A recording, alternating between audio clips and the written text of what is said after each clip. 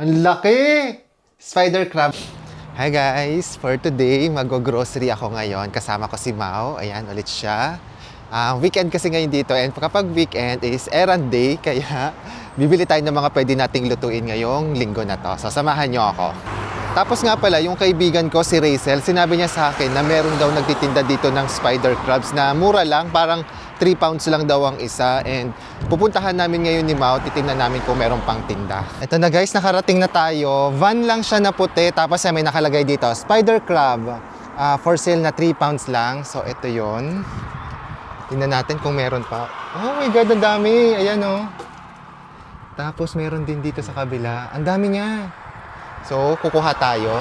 Ito guys, medyo nakakatakot siyang kunin, kaya sabi ko kay Mau, siya ang kumuha. And medyo hindi ko alam kung paano pumili ng crab eh. Kasi di ba sa Pilipinas meron tayong tinatawag na babae, lalaki, tsaka bakla. Tapos parang yung Bex yata yung mas okay na, okay babae, yung mas okay na crab. Dito hindi ko alam kasi spider crab to. So, tingnan natin. Sabi ko kung ano na lang yung malaki yung kunin niya. Actually, nahihirapan kaming pumili kasi hindi namin alam kung ano ba dapat. And buhay siya, no? Go, kuha ka na. Yan. Piliin mo yung ano, kompleto yung legs at saka malalaking legs. Kasi sabi dito, nasa legs daw yung... Ayan. Okay, go, go, go, go.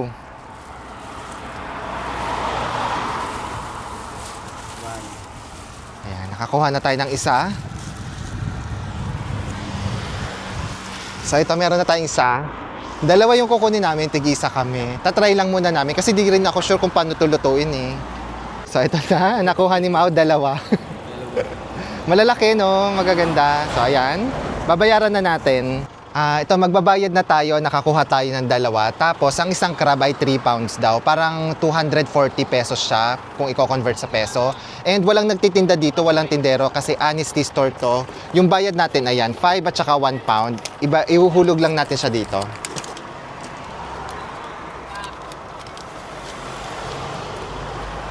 Ayan.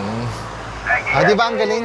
Di ba ang galing-galing dito? Parang very honest yung mga tao dito. And kahit parang nakabuka ka lang siya dito, parang walang kumukuha, walang nagnanakaw. So ayan, tapos na tayo and uwi na tayo, bili na tayo ng groceries natin.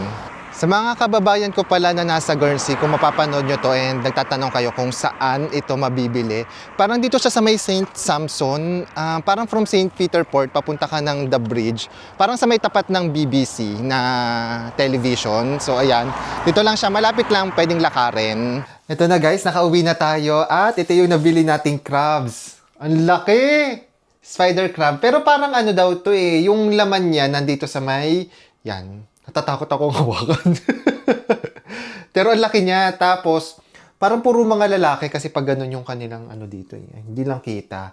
And then, ano po ba masasuggest ninyong lutuin dito? Parang naisip ko kasi gawin ko siyang pasta eh. Ayun po, sa next na video ko, lulutuin ko naman to. Papakita ko kung paano ko to niluto. So, thank you po sa pagsama sa akin. Bye-bye!